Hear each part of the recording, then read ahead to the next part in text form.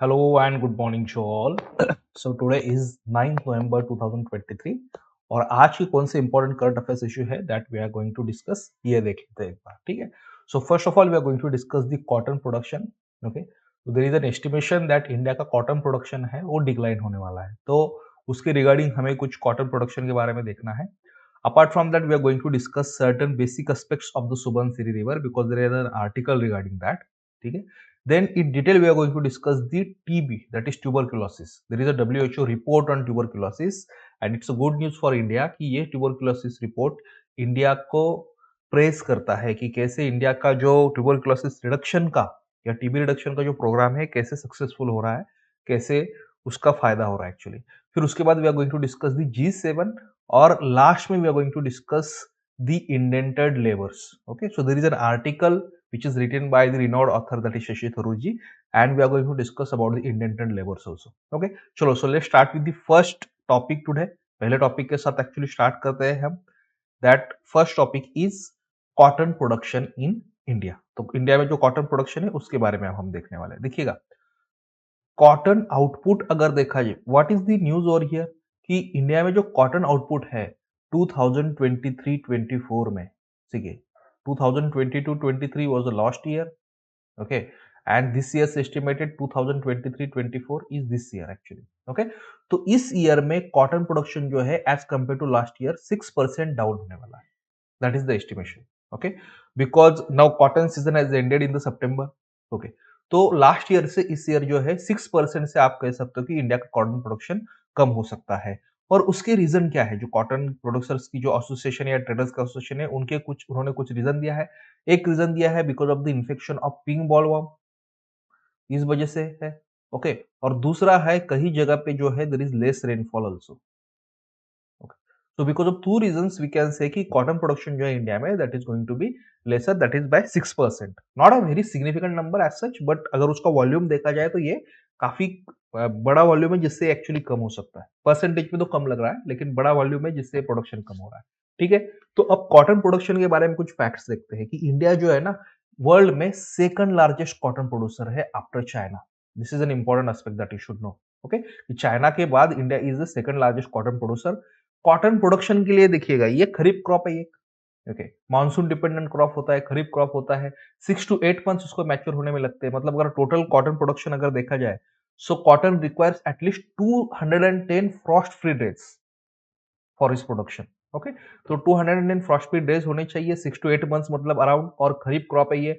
Generally जो dryer part होता है ब्लैक कॉटन सॉइल का, डेक्कन रीजन का, यहाँ प्रोड्यूस होता है. तो आपको पता ही है ब्लैक कॉटन सॉइल, वहां एक्चुअली ये प्रोड्यूस किया जाता है, राइट. तो मोस्टली जो स्टेट्स है जहां कॉटन प्रोडक्शन होता है ये जनरली है आपके महाराष्ट्र, गुजरात, कर्नाटका. ओके, जहां अगर आप देखना, so will have the black cotton soil generally over here. Okay, black cotton soil जहां पे है इस रीजन में ये ज्यादा प्रोड्यूस होता है. Yes, apart from that then will have Tamil Nadu also. Punjab Haryana में भी प्रोड्यूस होता है, यूपी में ऐसा नहीं है.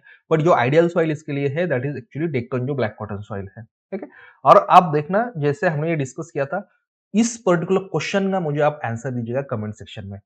ओके, आई थिंक आंसर तो ऑलरेडी हमारे डिस्कशन के थ्रू हमें मिल चुका है, but still you will have to answer this particular question in the comment section. Just pause for 30 seconds. I will pause for 30 seconds, you read this question और मुझे answer देना comment section में. ठीक है, you can read this.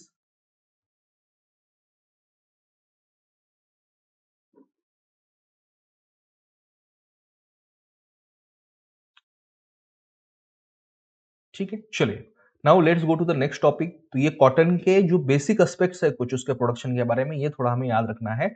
Next there is an article कि how ignored landslide alert led to the Subansiri running dry. Okay, तो इस article के टेक्निकलिटीज में हम नहीं जाते हैं, but will have to discuss this Subansiri river is here. That is a very important river over here, क्योंकि ऐसे जब रिवर्स न्यूज में होती है तो उसके बारे में क्या होता है कि यूपीएससी प्रीलिम्स में जनरली क्वेश्चन पूछता है उसके ट्राइब्यूटरीज के बारे में, उसके ओरिजिन के बारे में, where does this particular river flow to. इसके बारे में क्वेश्चंस पहले भी पूछे गए, जैसे तिस्ता रिवर पे क्वेश्चन यूपीएससी ने उस पर पूछा था because Teesta river was in news. Okay, तो सुबनसिरी रिवर के regarding there are articles, so we should be discussing that also. तो सुबनसिरी रिवर जो है of course it originates in the Tibet. इसका ओरिजिन कहाँ होता है, ये है तिबेट में. ओके, और तिबेट में ओरिजिन होने के बाद it enters into the Arunachal Pradesh. Arunachal Pradesh में जो है Taksing is a town, okay, और इस ताकसिंग टाउन में actually it enters into the Arunachal Pradesh, okay. फिर आगे जाके it will go through Miri hills, और फिर you will find that flowing to the Assam valley, okay. तो आगे जाके फिर ये रिवर मिलता है ब्रह्मपुत्रा को। तो one fact that we should knowing कि Subansiri river itself is the largest tributary of the Brahmaputra river, because ये ओरिजिन हो गई तो बाद में it will run into the Assam river, for आगे जाके ब्रह्मपुत्रा रिवर को मिलता है। तो ये काफी इंपॉर्टेंट एस्पेक्ट है, देखिएगा इसमें क्वेश्चन ऐसे तरीके से पूछा गया है, ओके। सेकंड थिंग, सुबनसिरी की खुद की ट्राइब्यूटरीज कौन सी है? Subansiri is a tributary of Brahmaputra, but it has own tributaries, that is एक रिवर है रंगांदी, उसके बाद डिक्रोंग है, फिर कमला है। These are the three important tributaries of the Subansiri over here. Arunachal Pradesh के there are two districts, upper Subansiri and lower Subansiri, okay. यहाँ जनरली इस डिस्ट्रिक्ट से सुबनसिरी रिवर जो है ये फ्लो करता है। There is one more thing over here, इस this area is also flood prone because of this particular river, okay. ये फ्लड प्रोन में है।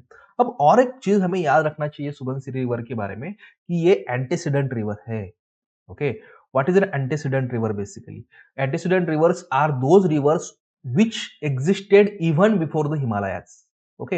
हिमालयस का अफ इवल होने के पहले, उससे पहले जो रिवर्स एग्जिस्ट करते थे उनको हम एंटीसीडेंट रिवर कहते हैं, ओके। और फिर ऑफकोर्स नेचुरल इस रिवर का, तो ये first of all they are before Himalayas, one thing, okay.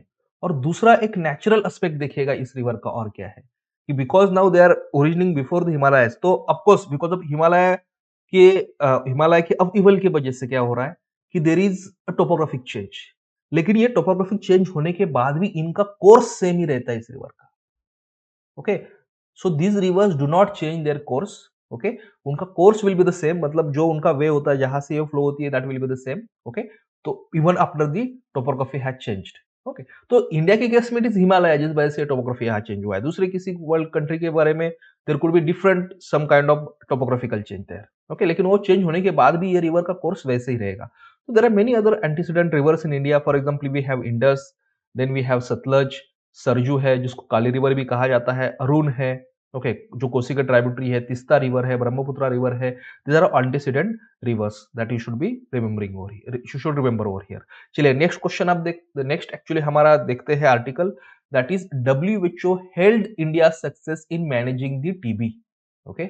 India हमेशा आप कह सकते हो कि क्रिटिसिज्म का शिकार होता है किसी ना किसी इंटरनेशनल ऑर्गेनाइजेशन की रिपोर्ट का, ओके। कि इंडिया में हंगर ज्यादा है, इंडिया में और कुछ पर्टिकुलर, लेट्स से इंडिया में डायबिटीज काफी ज्यादा हो चुका है, फाइन।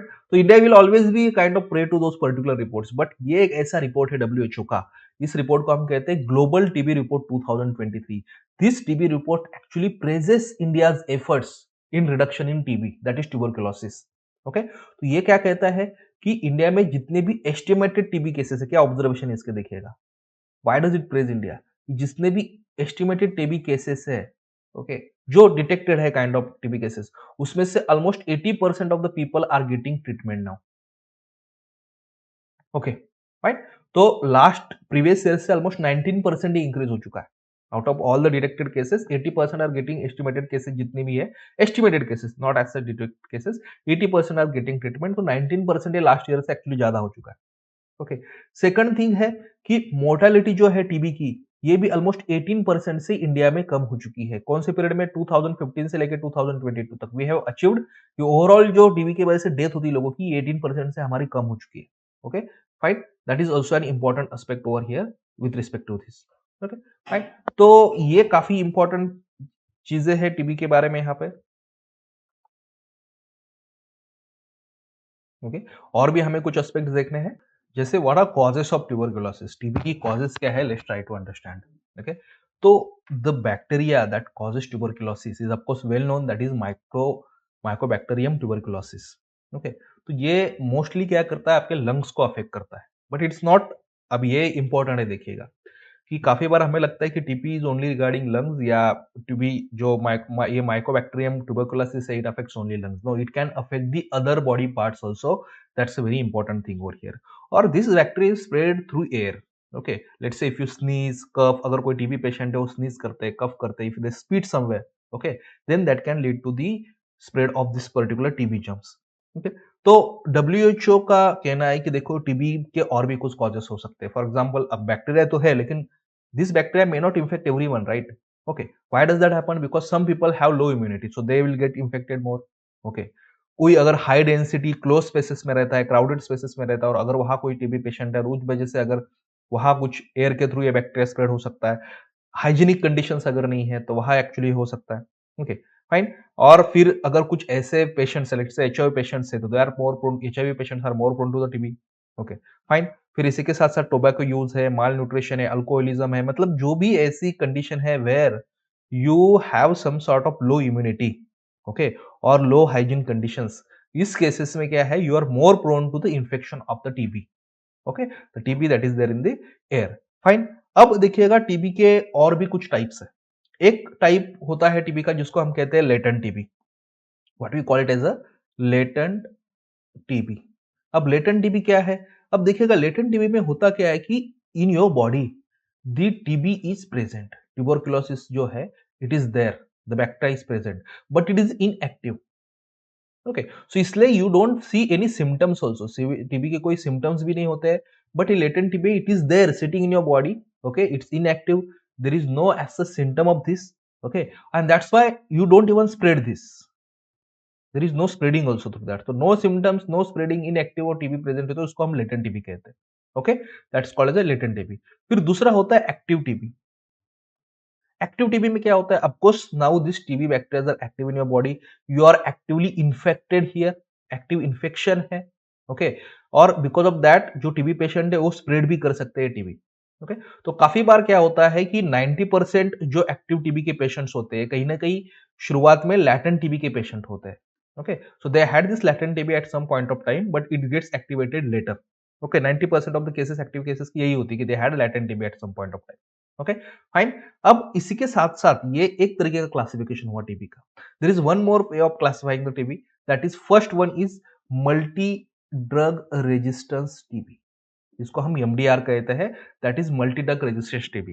तो what is multi drug resistant TB? First of all try to understand, कोई भी नॉर्मल एक टीबी पेशेंट होता है, ओके, तो टीबी डिटेक्ट होने के बाद, okay, they are given certain drugs which are called the first line of drugs, इसको हम क्या कहते हैं? फर्स्ट लाइन ऑफ ड्रग्स है, मतलब एक फर्स्ट रिसोर्ट है कि जहां they will be given certain drugs. तो इसमें 2 ऐसे ड्रग्स होते हैं, they will be given to them which we call as the first line of drugs. Okay, लेकिन होता क्या है कि in certain patients even this first line of drugs will also not work. Okay, they will have to be given second line of drugs, आपको उनको क्या है, दूसरे कुछ ड्रग्स देने होते हैं और इसी को ही हम कहते हैं एमडीआर। ठीक है, इसी को हम कहते हैं मल्टी ड्रग रेजिस्टेंस टीबी। इसको कोई क्या कहा जाता है? मल्टी ड्रग रेजिस्टेंस टीबी है कि जो फर्स्ट लाइन ऑफ ड्रग्स को रिस्पॉन्स नहीं करता है, रिस्पॉन्ड नहीं करता है, you will have to administer the second line of drugs for that. Yes, it gets cured but then you will have to have the second line of drugs for that, other drugs for that. Okay, और इसी तरीके से और एक TB होता है that is called as the extensive drug resistance TB. Extensively drug resistance TB. अब ये कौन सा होता है? This doesn't even respond second line of drugs also. First line of drugs तो छोड़ दीजिए, सेकंड लाइन ऑफ ड्रग्स को भी ये रिस्पॉन्ड नहीं करता। Okay, fine. तो इसलिए काफी बार क्या होता है कि उस केसेस में फर्दर कुछ ट्रीटमेंट भी पेशेंट की कहीं कहीं कहीं केसेस में हो भी नहीं पाता है। ओके, सो ये again 2 types of TBs are there that we should be knowing here. As such अगर नंबर्स के हिसाब से देखा जाए टीबी, तो इंडिया जो है, मतलब अराउंड 8 कंट्रीज है वर्ल्ड में, they account for 2/3 of whole cases of the TB. उसमें इंडिया 27% होल केसेस टीबी के इंडिया में है, which is of course obvious because हमारा पॉपुलेशन भी ज्यादा है। सेकंड नंबर पे इट्स चाइना। ओके, सो ऐसे 8 कंट्रीज है, उनमें ही ऑलमोस्ट 2/3 पेशेंट्स टीबी के हैं वर्ल्ड वाइड, और उसमें भी साउथ एशिया एशिया अगर देखा जाए तो उसमें अराउंड 44% पेशेंट्स है। ओके, अब टीबी का डायग्नोसिस क्या कैसे किया जाता है? आपको उसमें ब्लड टेस्ट होती है, आपकी स्प्यूटम की जो है ये टेस्ट उसमें एग्जामिन किया जाता है, आपका म्यूकस एग्जामिन किया जा सकता है, उससे पता चलता है। या फिर एक्सरे जो है, चेस्ट का एक्सरे लिया जाता है, लंग्स का जो चेस्ट का एक्सरे लिया जाता है, उससे डॉक्टर्स को समझ में आ सकता है। फिर उसके बाद एक और ड्रग ससेसिबिलिटी टेस्टिंग होती है। Okay, this testing will give you a verdict regarding the drug resistant TB, क्योंकि आपका टीबी ड्रग रेजिस्टेंट है या नहीं, ये एक्चुअली ये बताता है आपको। उसी तरीके से we have CBN double AT, that is called as the cartridge based nucleic acid amplification test. Okay, fine. So even this is used for testing the TB over here. तो ऐसे मल्टीपल टेस्ट जो है TB की होती है। Indian government, if WHO is saying that Indian government of course is getting a success in TB prevention now and almost 80% of the TB patients are getting treated, तो why did this happen? Of course Indian government ने काफी सालों से ये programme जो है TB के regarding efforts लिए हैं। तो कौन से प्रोग्राम्स है which are important for you? सब प्रीलिम्स एंड मेंस एग्जाम में भी इंपॉर्टेंट होते हैं। For example the first we had national TB programme in 1962। Okay, ये नेशनल टीबी प्रोग्राम था। तो इसकी प्रोग्राम के under we started giving BCG vaccination to the people, specially young children को जो है बैसिलस कैलमेटे ग्यूरेन जिसको हम कहते हैं, बीसीजी वैक्सीन है, यंग चिल्ड्रन को दिया जाए उसको, ठीक है, ताकि वो टीबी जो है कुछ केसेस में यहाँ प्रिवेंट हो। That was done over there. फिर उसके बाद अगर देखा जाए तो there was something called as the expanded programme on immunisation. तो इस एक्सपांडेड प्रोग्राम ऑन इम्यूनाइजेशन में क्या हुआ कि बीसीजी वैक्सीन जो है इसका कवरेज बढ़ाया गया। Okay, babies were given the BCG vaccine soon after the birth to achieve the more than 90% coverage. Okay, then we had revised national TB control program. Okay, तो इसके अंदर government started providing the free diagnosis and treatment for the TB patients. Okay, तो पहले जो programmes थे इसमें generally BCG vaccine के regarding था कि जो यंग चिल्ड्रन में that will prevent the TB, but later you will find revise national TB control programme, यहाँ अब फ्री ट्रीटमेंट टीबी को देने जाने लगी। ओके, देन 2020 से we have national tuberculosis elimination programme. Okay, और ये नेशनल ट्यूबरकुलोसिस एलिमिनेशन प्रोग्राम का टारगेट ये है कि by 2025 India should be able to eliminate the TB from India, from our country. Okay, तो ये जो सस्टेनेबल डेवलपमेंट गोल है 2030 से, इससे भी 5 ईयर एडवांस हमारा गोल है according to the national tuberculosis program कि we should be ending the TB over here. Okay, तो इंडिया में अगर गवर्नमेंट की हिसाब से, मतलब गवर्नमेंट का जो स्कीम है according to that, diagnosis of TB मतलब जो टेस्टिंग होती है कि किसी को टीबी है या नहीं, एज वेल एज ट्रीटमेंट जो है it is completely free over here. Okay, fine. Then और यही जो विजन है हमारी कि 2022 तक हमें ये टीबी एलिमिनेट करना है, इसी को इंप्लीमेंट करने के लिए then we have multiple program currently. Okay, for example we have India national strategic plan 2017-25 for TB. Okay, इसमें by 2025 we want to achieve zero death disease and poverty due to the tuberculosis. Okay, zero death disease और poverty जो है हम चाहते हैं by 2025 तक they have a goal of actually elimination of the TB in India. So generally detection of TB, treating it, preventing it or building the capacity for detection and all these things, ये basically इस particular program का आप कह सकते हो aim है। Apart from that we have प्रधानमंत्री tuberculosis मुक्त भारत अभियान। देखिएगा अब ये सारे जो प्रोग्राम्स है all of them are launched in order to make sure कि by 2025 we'll eliminate the TB over here. Okay, तो ministry of health and family welfare का ये प्रोग्राम है प्रधानमंत्री ट्यूबरकुलोसिस मुक्त भारत अभियान। ओके, तो इसमें क्या है कि एक कॉन्सेप्ट है that is called as Nikshay Mitras. Nikshay Mitras कौन है? These are basically donors. Okay, तो Nikshay Mitras are the donors who can donate certain assistance to the TB patients. Okay, अब टीबी पेशेंट मतलब एक आप कह सकते हो कि ये प्राइवेट पार्टनरशिप या प्राइवेट पार्टिसिपेशन होने के लिए आप कह सकते हो यहाँ ये प्रोग्राम है निक्षय मित्र कि कोई इंडिविजुअल हो, एनजीओ हो, कॉर्पोरेट से, इवन पॉलिटिकल पार्टीज है, they can start of kind of adopt the TB patients, और उनके जो भी खर्चा होगा 1 साल का, ओके, उनको जो भी सपोर्ट चाहिए टीबी पेशेंट को, ये उनको मिनिमम एक साल का ये पीरियड होता है कि they will have to do donation for them. Okay, that is called Nikshay Mitra. Then similarly we have Nikshay Poshan Yojana. इसके अंडर क्या होता है कि गवर्नमेंट डायरेक्टली जो टीबी पेशेंट्स है उनके अकाउंट में 500 रुपीज पर मंथ देता है। क्यों? सो दैट टीबी पेशेंट जो है they will get a better nutrition, they can eat better food, क्योंकि टीबी के फाइट करने में न्यूट्रिशन का भी काफी इंपॉर्टेंस यहाँ होता है। Okay, now let's go to the next topic that is G7 meet appeals for humanitarian pauses in Gaza. तो अब ये देखिएगा this is a continuous news for since we can say last almost a month. क्या कि अब Israel Palestine conflict is there, Hamas had attacked the Israel, ठीक है। Now in Gaza strip जो है Israel is doing its operations, military operations वहां चल रहे हैं। तो उस केस में, उस पर्टिकुलर कॉन्टेक्स्ट में G7 countries met, okay, where this G7 countries actually met, और G7 कंट्रीज ने कहा, मतलब where did they met, that is in Tokyo, because Japan is one of the member of G7, right, they met over here, और उनका कहना था कि Israel has all the right to defend itself. Okay, there is no issue regarding that. But whatever their operations are going in Gaza Strip, और Israel के भी और Hamas के भी जो कॉन्फ्लिक्ट है, इस कॉन्फ्लिक्ट में सिविलियंस को हार्म नहीं होना चाहिए। ओके, तो सिविलियंस के लिए अगर कोई ह्यूमैनिटेरियन एड देना है, ओके, तो उसके रिगार्डिंग उस वक्त the forces from both side they should actually cooperate that time. Okay, कुछ सेफ्टी कॉरिडोर सिविलियंस के लिए क्रिएट होनी चाहिए जहां मिलिट्री और बाकी कोई भी इंटरफेयर नहीं करे। Okay, so that's what they talked about over here in the G7 meeting. तो G7 अगर हम कहें तो which countries are there in G7? देखिए G7 was G8 before, okay? But now Russia is removed from that. क्यों? 2014 में Russia had annexed Crimea, okay? और Russia के क्रीमिया के एनेक्सेशन के बाद क्या है? Russia has been removed from the G7, G8 sorry. So that's why now we have G7. Okay तो G7 के मेंबर्स याद रखने का एक इजी तरीका मैं आपको बताता हूँ. कोई यहाँ शॉर्टकट वगैरह ऐसा नहीं है. देखिएगा we have P5, okay permanent 5 members of the UNSC. इसमें से 3 मेंबर जो है ये G7 के मेंबर्स है. ओके 3 मेंबर से G7 के मेंबर्स है. कौन से है? You have USA, then you have UK and France. Okay ये 3 हो गए P5 के members plus 2 European members you can add into that is Italy and Germany. Okay और प्लस एक north American country that is Canada and then you have Japan that is Asian country. So this is how you can remember. इस sequence में आप इसको याद रखिएगा. 3 P5 के members है. रशिया P5 में है बट वो नहीं है, that has been eliminated. China नहीं है, आपको इसका पार्ट है, 2 तो हट गए यहाँ से. Then Italy, Germany and Canada and Japan. This is how you can remember this particular G7 members over here. Okay अब देखिएगा let's try to understand. G7 कोई ऐसी फॉर्मल ऑर्गेनाइजेशन नहीं है कि it has a formal agreement और something या office. G7 जो है ये एक इनफॉर्मल मीटिंग होती है. इनफॉर्मल एक ऑर्गेनाइजेशन है where the members will be meeting और generally every year they will have a president.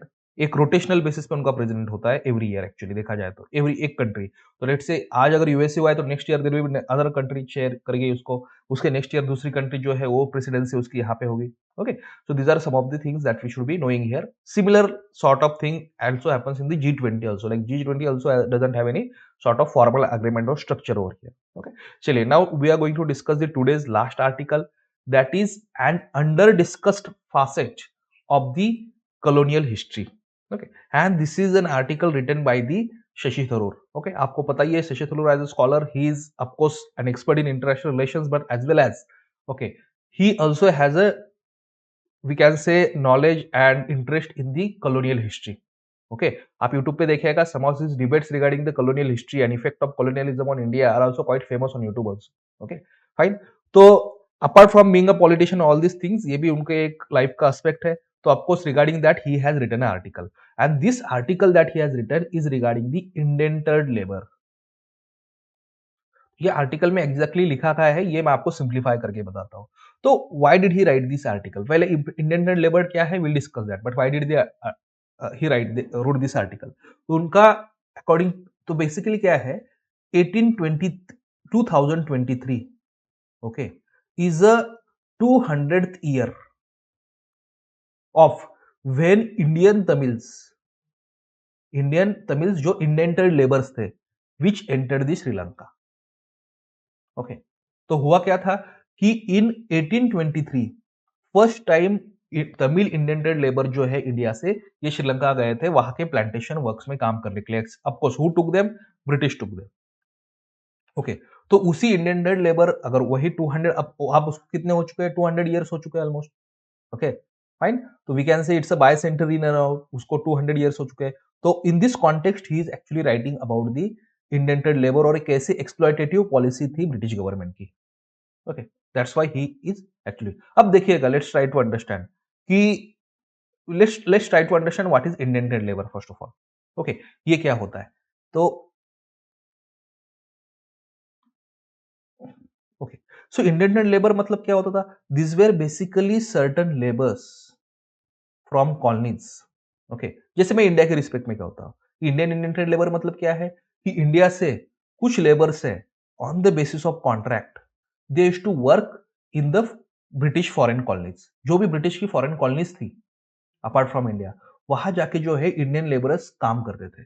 Okay और ये कैसे होता था? इनका कॉन्ट्रैक्ट होता था. लेट्स से 5 इयर्स का कॉन्ट्रैक्ट है. Okay and in this contract period Indian will have to go and work there. जैसे श्रीलंका में है तमिलियन लेबर आर गोड, उसी तरीके से बाकी भी कितने सारे आइलैंड्स है जैसे फिजी होगा बाकी जगह पे है. सो दे वर जैसे अफ्रीका है.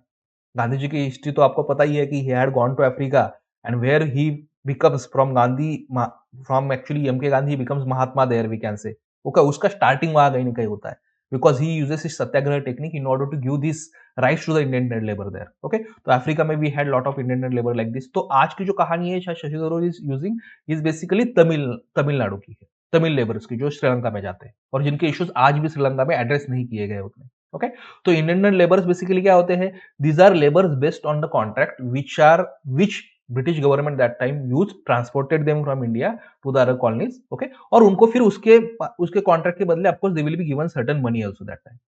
ओके, अब प्रॉब्लम ये देखिएगा क्या था कि इंडिया में already there was lot of poverty.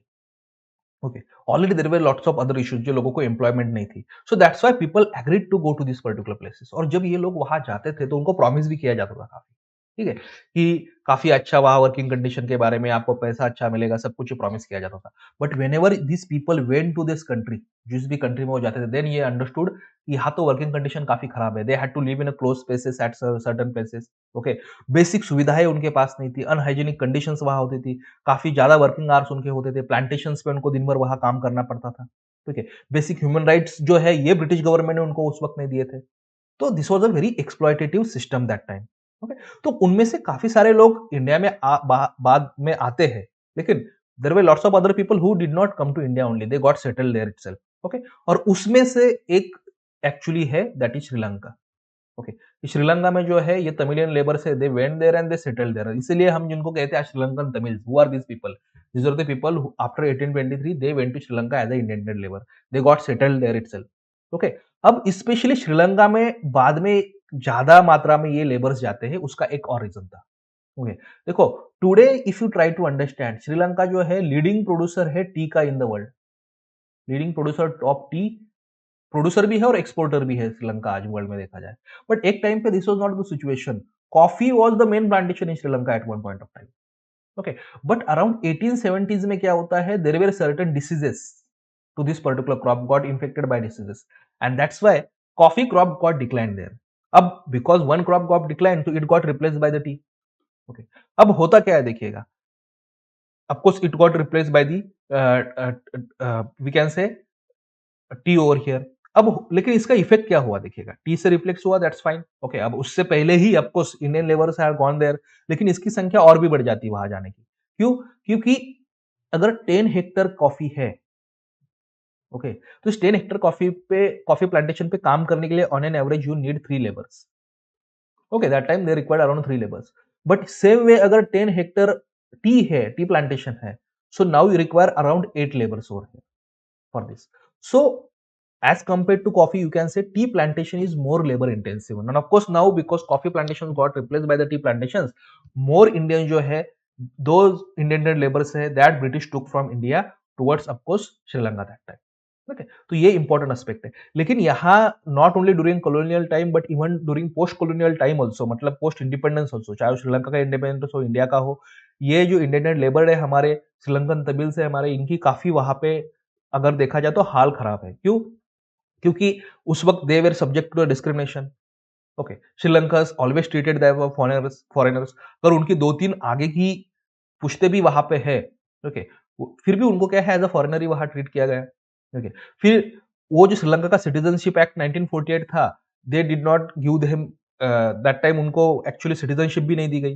Okay, तो they had come around in 1823, लेकिन 100-150 साल के बाद भी उनको क्या है, वहां की सिटीजनशिप नहीं मिली। And that's why you see this, ये प्रॉब्लम फिर क्या है, इसी वजह से तमिलियन वहां सिविल वॉर भी होता है, काफी सारा कॉन्फ्लिक्ट भी वहां पे होता है। ओके, अब आगे जाके शशि थरूर इस पर्टिकुलर आर्टिकल में क्या कहते हैं कि when this people went there, this Tamilians went there, okay, तो of course they did not come back, they settled there itself. Okay, when they settled there itself, however they maintain their roots, उनकी जो Tamil identity थी, Tamil language की identity है, okay, जो culture है, most probably they did not get affected by the pan Indian culture. बाकी Indian culture से तो अफेक्ट नहीं हुए, बट जो उनका तमिलियन एज सच कल्चर है, आइडेंटिटी है, they maintain there in the Sri Lanka. Okay, वो श्रीलंका में जाके भी उन्होंने क्या है, कहीं ना कहीं वहां जाके मेंटेन किया है।